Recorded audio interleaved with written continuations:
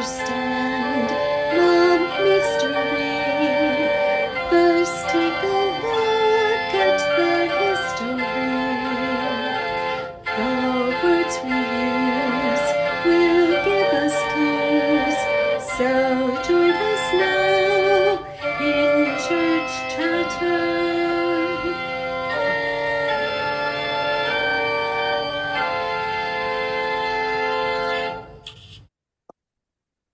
Welcome to the Church Chatter podcast, where we unpack a different church word or phrase each week.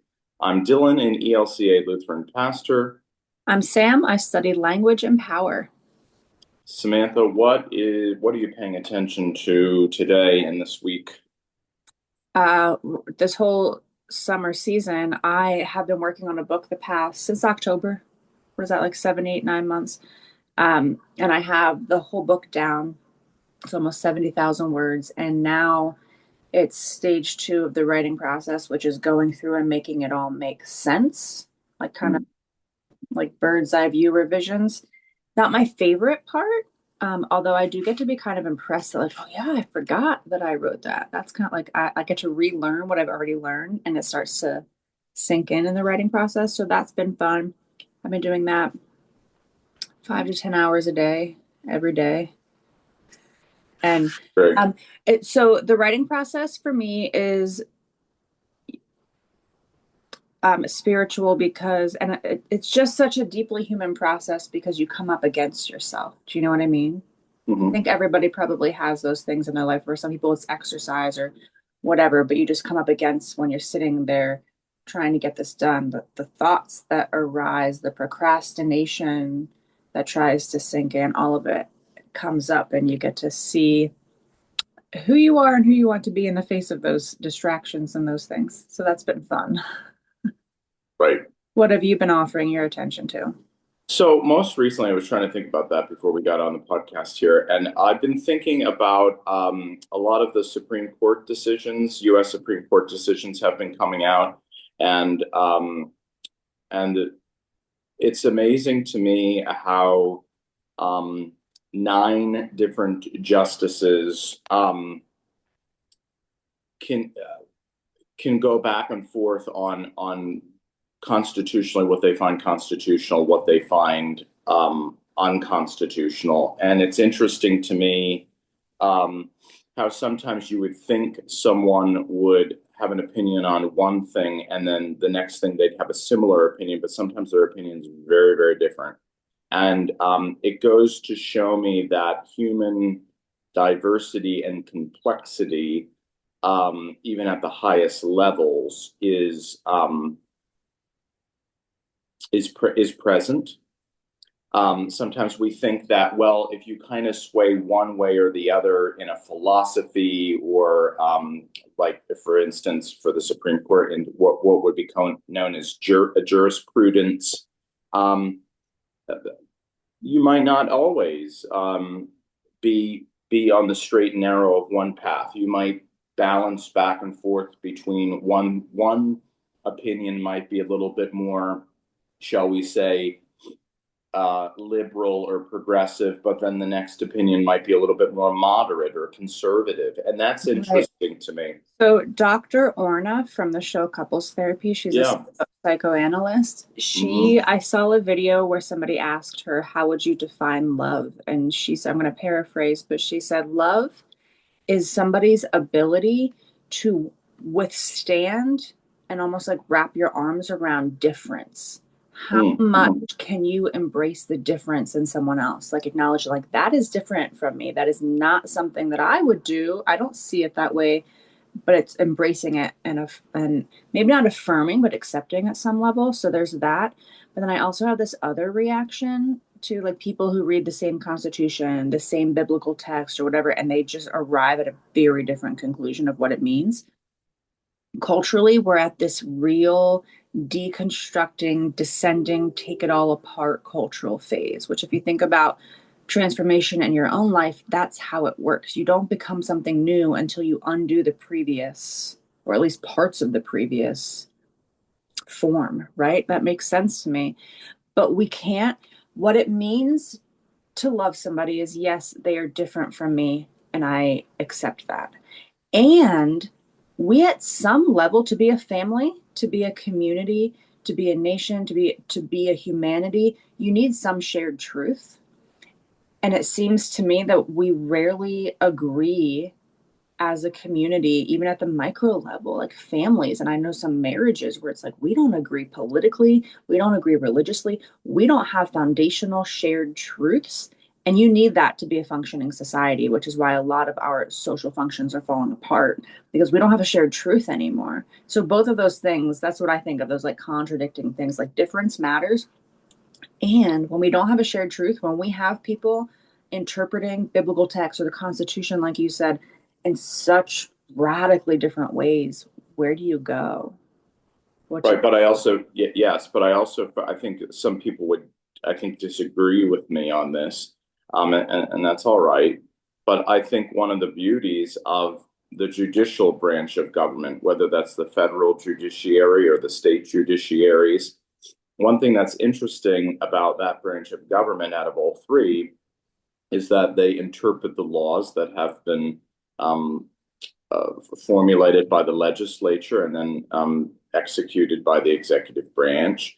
And it's interesting because, yes, in the law, there's some things called precedent. And so if there's a precedent, you build upon that precedent and that brings stability to the law. And yet at the same time, sometimes the law evolves and it changes. Mhm. And but it's interesting what I'm trying to say is what I see in the current US Supreme Court decisions, which is interesting to me, is that you would think that some Supreme Court justices would kind of be a little bit more idealistic, kind of an ideologue. And But so they surprise you. yeah, so you would say like, oh, well, they're most likely going to have the opinion and it's going to be favoring this one side or that one side. And it's Yeah. interesting because you look and some of them have favored one side and then you think that they favor the other, but they actually flip flop back and forth. And so I I think sometimes that could be a healthy. There's kind of some independent thinking there, at least it seems. And so there's some health there. I might not agree with their end all opinion, but it goes to show that, like in some other parts of government, I love to follow this stuff because I was a political science legal studies major. But it's interesting to see the complexity of people Yeah, and so and how they interpret things. yeah, and so many communities are becoming very cult-like, and Right. I like to when my very liberal friends and my very conservative friends, I like to ask them like, can you say one bad thing about your party and one good thing about the other party? And if they can't do that, I often for me, that's like ding, ding, ding. Like, if you agree, if you are so loyal to your party that you can even critique it, same thing with Christianity. If you are so in the weeds that Christianity is nothing but perfection, that you can't critique even the history of Christianity and the harm that it's done, that feels culty to me. That feels high control. That feels brainwashy. That feels, so whenever you see people stepping out of their party lines, yeah, I think that's healthy and hopeful. Yeah, a lot of times you'll get people. I just need to change something here. A lot of times you'll get people that they will that kind of break out of the party, especially if they're in the executive or the legislative branch. The judiciary has tended to be nonpartisan, um, but um, but you call them a maverick. You know that person is kind of a maverick or an independent. That they have they have independent thinking. They're not so much an ideologue. I think I used to work with somebody who had a dog named Maverick. Are you ready for the camp? Oh, I am. Yeah, yeah. All right. So it's episode 78, and today we are talking about American flags in churches. And you might be thinking, that's weird. This is a podcast about language. Well, symbols are language, and they fall under the jurisdiction of linguistics. And the American flag is a symbol. So that's what we're going to talk about today, and I'm pretty excited. Symbols are a type of language, so let's start there. Do you want to talk about the history of flags in churches? Okay. Over here. So the history of flags in churches. Or start wherever you want to start, but. Well, I'm trying to think of, so just to give you a little bit of the kind of early church history or ancient history of the early Jesus movements, and then so early Jesus movements we're looking at like the first century, and even first and second, early second. You have these Jesus movements, you have these Jesus communities, which eventually are called ecclesias, so they become kind of formalized churches. And then by the third and fourth century, they become to get more formalized with buildings and other types of things. And it kind of evolves into kind of sort of how we understand Christianity today by the third and fourth century. But even in the first and second, you see these communities kind of formulating to be kind of an association or a society or a community group that does certain things with a specific mission, with specific principles and values. So if you look at first and second century Christian communities, and even third, fourth, fifth, sixth, seventh, eighth, centuries of the Christian church, both in the East and the West, you will find clearly not find an American flag, because the United States of America was not a country, so that's not a part of the early, obviously, Christian church. And most nations have changed over time. They've evolved over time. Their flags have evolved over time.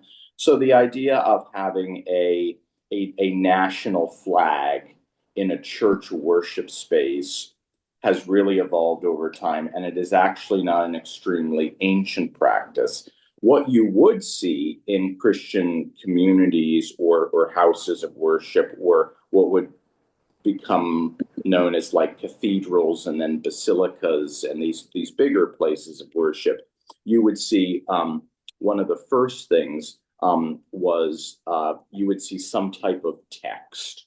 So that would be scriptural texts that you would see that would be read. They were usually up front. Can I say something quickly? Yeah, go ahead. I just want to make our positionality, you and I's opinion on this, clear, so that this stands in a certain way. Sure. American flags should not be in church sanctuaries. Yes, I agree. So that is the argument that we're making. So we're going to talk about I should have said that up front. Sure. American flags should not be in sanctuaries. In church buildings, which we'll talk about later, sure. But in the worship space, absolutely not. Yeah. Okay. Yeah. So I am in 110% agreement with that.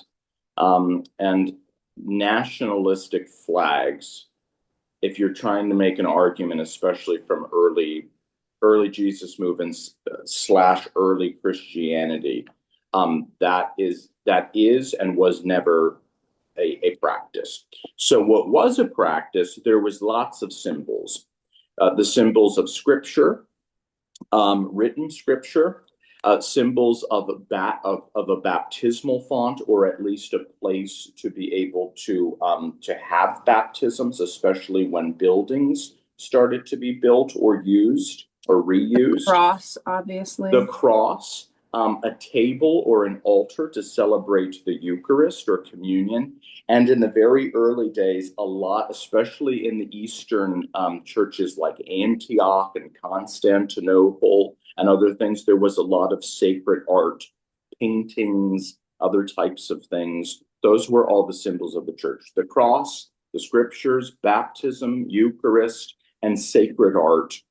And even before that, so before Christianity existed, during Jesus's lifetime and around that time, the Romans in front of the Jewish temple put a golden eagle, which was akin to their flag, right? That was their symbol. Really interesting that the eagle is also a United States symbol, but the Roman symbol was this eagle. So they put a big golden eagle in front of the temple to state essentially who has power at the temple. And it was the political powers of the day, which is not good, right? And that's not something from thousands of years ago. Even you think about 100 years ago, Nazi Germany had infiltrated churches and was actually handing clergy, men at the time, clergymen, their sermons. Like, this is what you're going to say on Sunday, right? It is never good when a government lingers in religion. It never goes out well. Yeah. Right. So you get those 4 to 5 types of religious symbols in the first through the 4th century, right?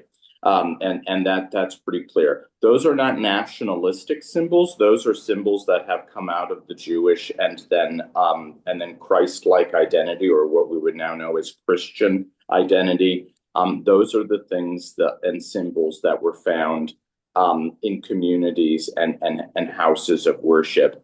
Fast forward a little bit. Well, some of those things come out of Judaism, like an altar table. Yes, an altar and even a baptismal font is not the same thing, but similar to what the Jewish people would know as a mikvah. Right. And now Jewish practices and symbols. Yeah.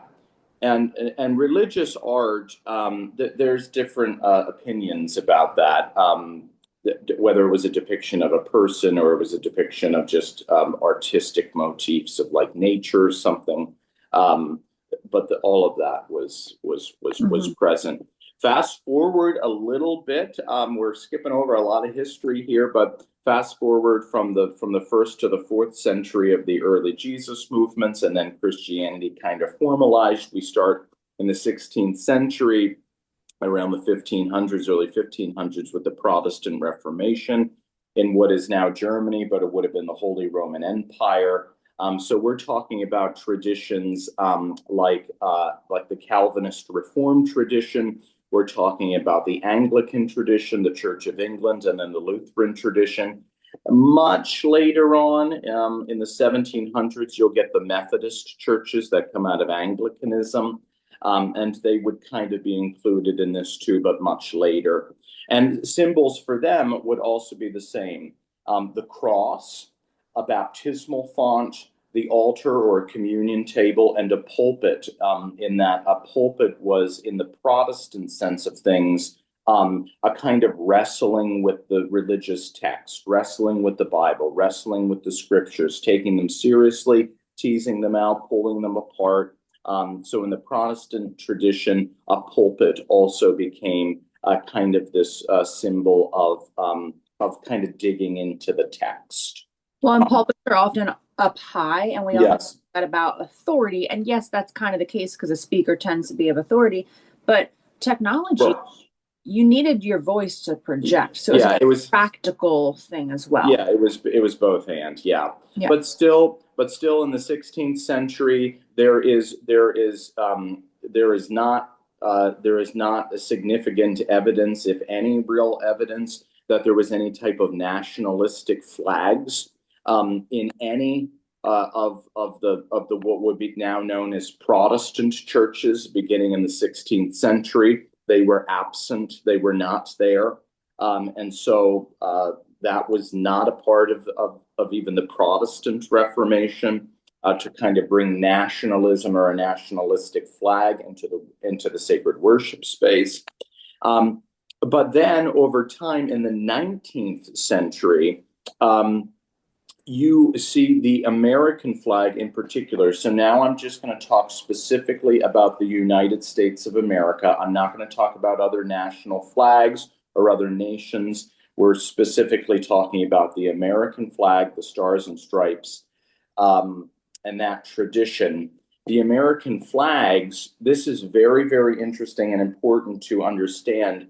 In the 19th century, you started to see, especially around the American Civil War, this kind of fostering of a stronger national identity. So you are aware that the American Civil War, the North and the South are struggling for unity. The South leaves and becomes the Confederacy. And you see that the Union or the North is wanting to, number one, emancipate enslavement, and also kind of have a unified nation. And so if you see in the North, one of the biggest kind of champions of enslavement not being any longer and emancipation was Protestant clergy. So Protestant. I would think that Protestants were distributed through both sides, no? Yes, both sides, but there was a major divide. There was a major divide with segregation. Are you saying that there were more Protestants that supported the end of enslavement? Oh, absolutely. Or was it equally distributed? No, that's well documented. Interesting. So you start to see these Protestant churches in the 19th century around the Civil War and after having this strong identity that not only is the flag a symbol, but the flag is a symbol of unity and ending something and liberating people. And you start to get these patriotic movements in the 1890s, and this idea of kind of once again holding together this unity and publicly displaying the flag. And then fast forward 10 to 20 years after the 1890s, kind of around the Gilded Age that we would call it in American history, you get World War I. World War I is really interesting because the United States came into it late in 1914 under President Woodrow Wilson. And there was some issues that were going on because there was a lot of, in particular, German-speaking churches in the United States. In particular, the church that I serve as pastor, and where Samantha and I and our daughters go, was a German Lutheran church. It was St. John's German Lutheran Church. And at our church, we're actually getting the stained glass all cleaned up, and you can see that there's some German text because in our town we have two German churches, and they split over language differences. Our church was the German speaking, and then the people that went up the street at the other Lutheran churches, both of them are thriving in our town still, which is interesting. But the other one was English speaking, and you can see on our stained glass some German, which we are just realizing for the first time. At least I am, which is interesting. Yeah. And up until when did they split in our town? When did our the 1820s? Oh, interesting. Okay. Mm-hmm. So the 1820s was when our churches split because of language. But up until I'm sorry. Do you know when did our church stop speaking German?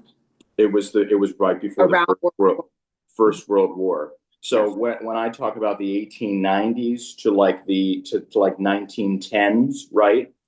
Our congregation was still speaking German. We were still singing hymns in German. And up until just a couple of years ago, sometimes we'll still do it for a little special occasion. But Silent Night was sung in German on Christmas Eve. Knocked, yeah. I mean, even up until like 5-10 years ago. Okay. So there was this idea that the German-speaking churches, Protestant German-speaking churches, did not want to be seen as, in the First World War, as unpatriotic. Their loyalty was to the United States, not their native Germany. And so you start to see a little bit of movement of, no, don't worry, we're not the bad people. We're Americans. Yes, we're German, but we're Americans. So you start to see that in the first round. You start to see more flags in the sanctuary. Yes. So who our identity was loyal to. Yeah. Right. Fast forward a little bit, then you get to World War II. Now, not only do you have just a German nation fighting against other nations, but you have Nazism and you have the Holocaust. And people start to wake up to the atrocities that was going on under Hitler. And what do you do when you belong to the Lutheran Church in the United States, who is aligned against the Nazi regime, when you have such a deep German heritage? What do? You plant a flag in that sanctuary and say, I am out of U.S. By around 1945 to around 1948, you start to see Protestant churches in general, Methodist, Presbyterian, Lutheran, Episcopalian, some of them, Baptist churches, you start to see them displaying the American flag in the Why do you sanctuary. say some Anglican? Why only some? Why are you So, specifying? some Anglicans displayed the American flag, and yet at the same time they had such a rich history of being English that they were always on the right side, except for maybe in the American Revolution. But they were their national identity was incorporated. Scandinavian. They weren't. Yeah, they didn't have as much of an issue with that. So you see a lot of once again, Protestant churches in the Second World War implementing the American flag in sanctuaries or in spaces of worship, right?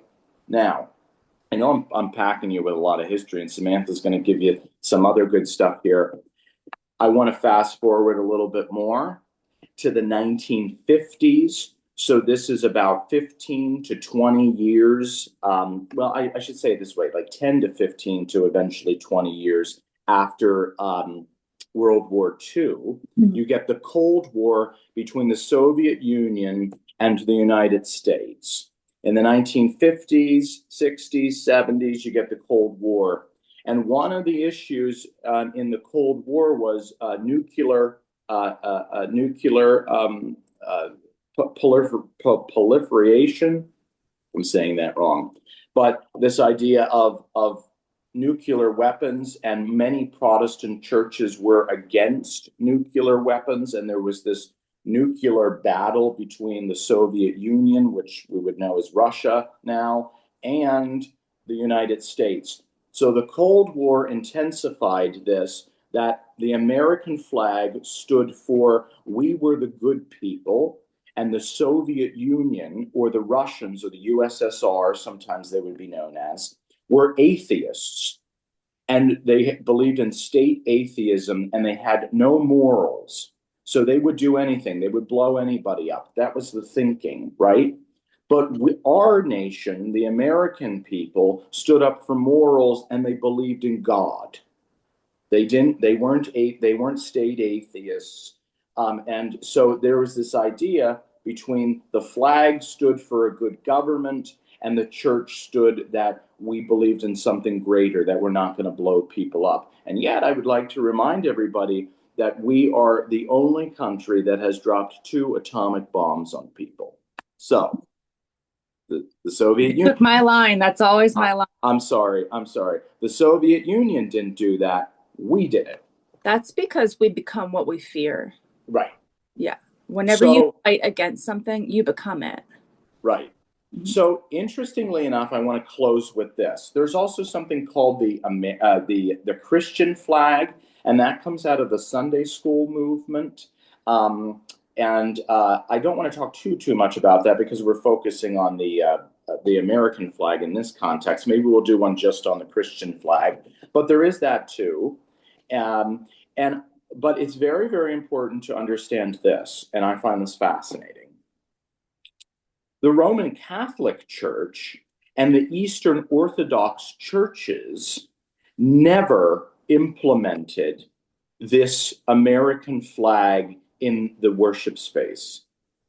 It was never a part of Roman Catholic identity. It was never a part of Eastern Orthodoxy in this country. You will not find that culture within the Roman Catholic and Eastern Orthodox churches in this country, which is rather interesting because in particular, Eastern Orthodox churches are what some people would call ethnic churches or native churches, meaning that they are Greek or they're Russian or they're Hungarian or the Ukrainian or something like that. And so they kept those identities, but they also never fully embraced this idea of bringing the flag into the worship space. So when we're talking about flags in the worship space, we're talking mostly about Protestant churches. This is a Protestant thing. This is not so much Roman Catholic. and even to a lesser extent, Eastern Orthodox. In the Lutheran Church, the church that I serve as pastor, the church that our family is affiliated with, has seen a change in how we display the flags. Our denomination, the ELCA, the Evangelical Lutheran Church in America, has put out official documentation that there should be careful consideration and conversation in congregations with their pastor and church councils to remove the flags from the sanctuary, from the space of worship, and place them in a common place, maybe in a social hall or a place where worship is not the main focus, where kind of people gather for coffee or something like that, because we are living in the United States, and it's okay to be proud of one's country. And yet at the same time, when we enter the worship space as a Christian, we're to be looking at symbols like the font of baptism, like the altar of communion, like the pulpit or the lectern where the readings come from, the cross in which Christ died on, sacred art, stained glass windows, things that point us to Christ and our ancient ancestors from the Jewish faith. And so we're not supposed to be nationalistic in the worship space. We're supposed to be part of the body of Christ, which is deeply diverse and includes people of all nations and all languages. And so it's when we enter worship, I think of it this way: we are entering a worship service that is ongoing throughout all times and places, and we are just, our consciousness is now entering it when we enter that space. It's always going on. It's been going on before us and after us and outside of our country. And that is what we are entering into, is a universal body of Christ. And I like that. Yeah. So I would close my little section out with this.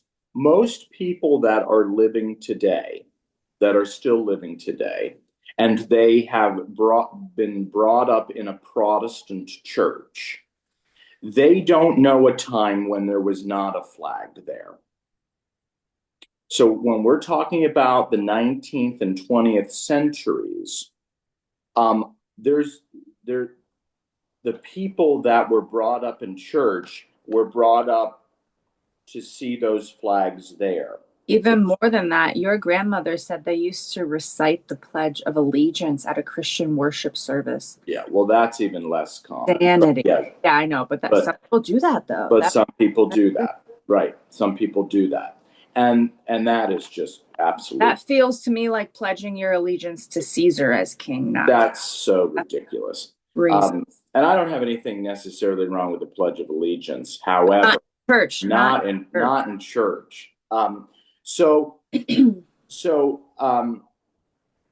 it's interesting though, so people didn't know of a time currently when there was no flags in there, and yet it's interesting, the church, the congregation that I serve, keeps really, really good historical records. Most churches do, and ours is one of them. And it is interesting, there are pictures that were taken of our church over time, both inside and outside. And for the majority of our congregation's history, there were no flags there. So you can see that this is a later kind of evolution of placing the flags because of these certain times. So kind of like after the Civil War, it started to trickle in a little bit. And then but by the time the Second World War comes and the Cold War, you see it almost exclusively in Protestant churches. But for hundreds of years before that, it was never a part of the practice. So actually, it's rather interesting because many Protestant churches are actually going back to their historic roots and becoming more Christ-centered in their imagery and symbolism than they are nationalistic. And that is something that I applaud.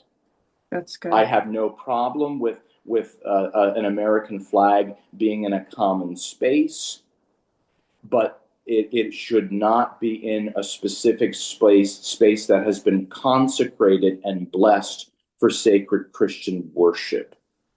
Those are two different things. Yeah. I am also against any American flag that has anything Christian on it. Like the flag and the cross, they don't hold hands. Well, the cross holds the flag accountable, right?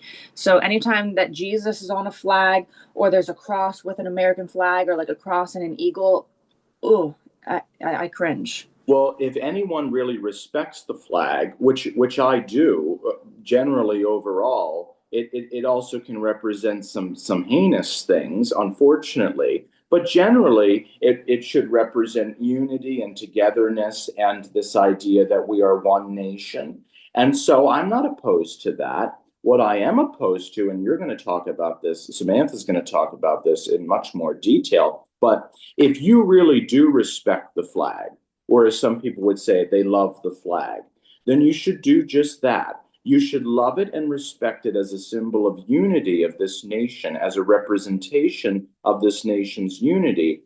And if you are putting things like Jesus's face, or a cross, or cross guns on it, or even if you're wearing a shirt with an American flag, that is against the flag code. That is disrespectful to the flag itself, what it represents as a national symbol. It is deeply disrespectful. And so if you really do love our nation, which I think you could have a healthy balance of doing that and also seeing that sometimes we do things that are wrong, you can hold that in you can critique what we love. You can critique what you love, but respecting the flag is keeping the flag what it is.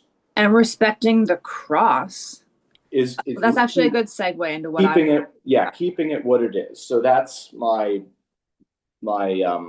offerings.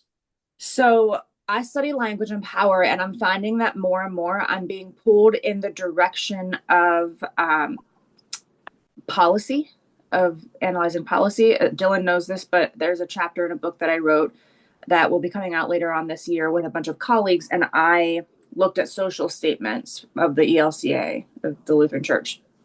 But I just find that more and more my studies and people who are asking me to talk different places want me to look at like policy, like the language of policy. And I find that interesting. But so let's talk about the flag code, because codes and laws and statements, all these things, they are about language, right? That's why a lot of lawyers have English degrees, because these things matter. So let's talk about the flag code. I wrote it down because I want to read it and then I want to unpack it a little bit. So the flag code, which is United States Statutes at Large, 77th Congress, Second Session, 1942, Volume 56, Part 1, Public Laws, states in Section 3K. Oh, I love that. Oh, I love that. So this is a quote. This is the flag code. When displayed from a staff in a church or public auditorium, the American flag should occupy the position of honor and be placed at the clergyman's or speaker's right as he faces the congregation or audience. Any other flag so displayed in the chancel or on the platform should be placed to the clergyman's or speaker's left as he faces the congregation or audience. But when the flag is displayed from a staff in a church public auditorium elsewhere than in the chancel or in the platform, it shall be placed in the position of honor at the right of the congregation or audience as they face the chancel or platform. Any other flag so displayed should be placed on the left of the congregation or audience as they face the chancel or platform. I take many linguistic issues with this flag code. Also understanding that it comes from 1942, but let's just critique all of it. Number one, when you go to church, you are not the audience. You are not the audience. You are the, so I hate that they say the congregation or audience. That is flawed language. That is theologically flawed language. We are not an audience at church. We are a community. We are the congregation. We are worshipers. We are not an audience. So I hate that they have that word in there. Would you agree? I would agree. Number two, they say clergymen. And I know this is 1942, so that's, but an update would be nice, right? They assume he. So remember also the history that while you're going with this, just so we can match this up, remember the history that I just offered of when you see a huge increase in the flags going in churches is in the 1940s. Yes. Okay. So those two things are matched up directly. Yes. The main point that I want to make about this flag code, when you think about flags, and if you're listening and you're like, but I like a church in the sanctuary, let's really break it down with the flag code, right? It makes it clear, this flag code, through the symbolic placement stating that the U.S. American flag should be on the right. So think about right hand of the Father, right? The right, historically and symbolically, is the place of honor.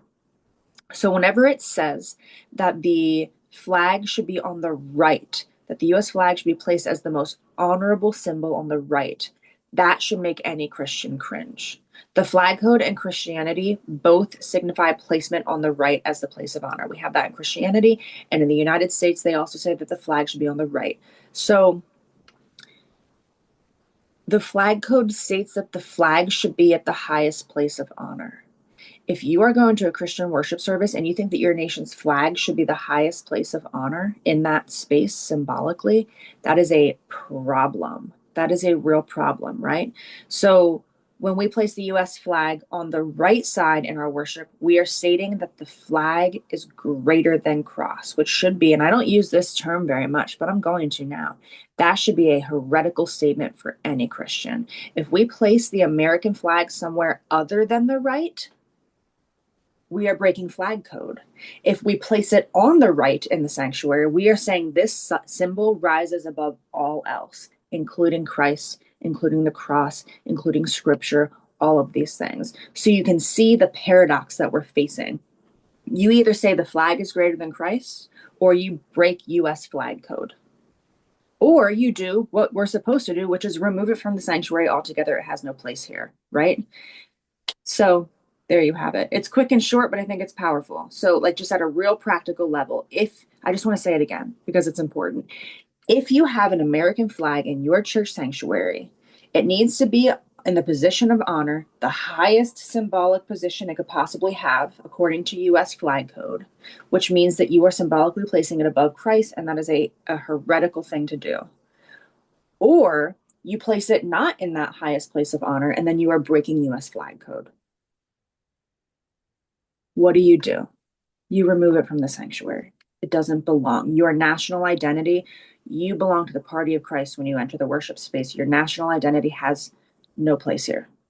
You already have a party. You don't, like, you know what I mean? Mm-hmm. I mean, Catholic, lowercase c Catholic, means universal church. We are here worshiping on behalf of all nations, like you already said, Dillon. There we go. And this is going to sound very, very, very conservative. And the Bible, the scriptures speak to that. They speak to this idea of the gospel, the gospel announcement of Jesus' his birth, his death, his victory, his resurrection. This is news, not for only specific people, but it is news for all people who speak all different languages and for all different peoples and the old ideas would be tribes, going back to the Jewish understanding of things and cultures and all this stuff. So it really doesn't. You can see that this is kind of was a nationalistic movement to bring the church into a Christian space that has almost from its inception said that this message is for all people, not just specific. It's also really interesting that not all Christians embraced this. Yeah. It was almost exclusively. So I have the door open and I can hear you downstairs. I don't know if it's going to echo for people, so talk to us a little quieter. Oh, sure. Right. So I think that I shouldn't say I think, I know that if you were on the side of emancipation of enslaved people, around the 1860s, and you were a person of faith, a Christian, let's say, and you knew that one group was supporting that or fighting for that in war times, and you saw a specific flag as kind of uniting that idea and bringing that together. I understand that. I even think that that's slightly beautiful, that you could see this symbol as a uniting of bringing everyone together, supporting a United States of America, emancipating the enslaved, getting more representation of people who were discriminated against in Congress. I support all of that. And many Northern Protestant clergy did too. And so I understand the kind of early thought process of this, but as time went on, it became something different. Yeah. And I don't usually talk too much about this because I get a little uncomfortable, but where we're at now is the US flag, which can be and even arguably is a beautiful, wonderful thing, a symbol of unity. The US flag has also become matched up with a certain interpretation and understanding of Christianity, many of times known as Christian nationalism, which is still rather prevalent in Protestant realms. And matching those. It's not that it's still rather prevalent in Protestant realms.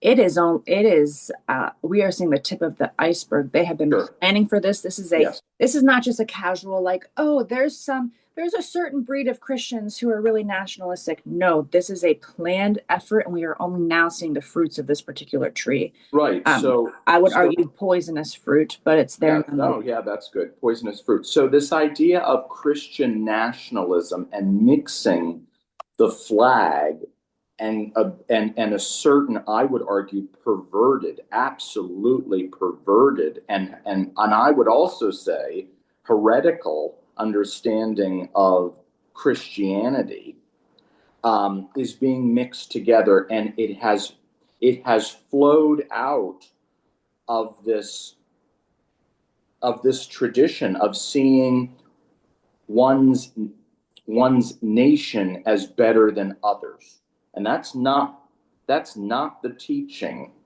of God, and definitely not the teaching of who we see God as and is in Jesus Christ. So it has led to some problems to have the flag as in a place of prominence, in a place of sacred worship.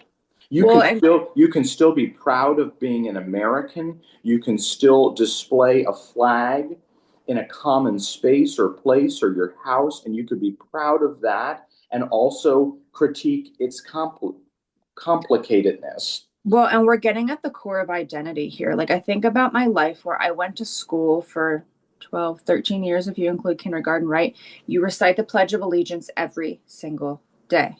Mm-hmm. You are taught in history books that the United States was the hero of every single conflict ever, right? Since our inception. You are taught these things. And you are taught dominion. You are taught conquering. You are taught control. You are taught have soldiers in every land that exists, right, for control. And then if you are a Christian, you are simultaneously taught. So that's what the flag stands for. And that's part of your identity as a U.S. American. And then if you're a Christian, you are taught the cross, where Rome is the enemy. And they are the ones doing the controlling and the dominating. You are taught that Jesus knew that crucifixion was a risk, and he went willingly, and he didn't fight back, and he surrendered, and he put peace above all else. And those two identities, we cannot be afraid to say, are in conflict with one another. How do you reconcile that inside of you? That's some messy identity work that we're talking about here. Well, and How can we be proud of democracy and proud of liberty for all and these things that the flag stands for, but then see what the flag has actually done historically? Sometimes we have done good things, but sometimes we haven't. Even the genesis of our nation began with a genocide, began with enslavement as part of our capitalistic, right? Like people talk about capitalism, which is very US identity, right? That has operated off of the free and abusive labor of both women and people of color. How do you reconcile that with the Jesus story? How do you reconcile the identity of the flag with the identity of the cross? That is tricky identity work. And that's the mess that we're all in right now. And it's a particularly difficult time for those of us who don't love where the flag is heading right now to be celebrating an anniversary of our nation, to have the July 4th coming up. It's very difficult work. So if you're feeling conflicted, yeah, a lot of us are. And if pride is part of that, and if you're like me and you feel pride for the US flag, but also shame about the US flag, yeah. yeah, That only makes sense. That makes sense. Yeah, of course. Anything else to say? no, I thought that was really good. All right, we're all wrestling with these identities, right? You can be proud, you can be ashamed. Even Christianity, same thing, right? I'm proud of it, and I'm also deeply ashamed of it to say it around some people because I know what that looks like because of the violent history of Christianity as well.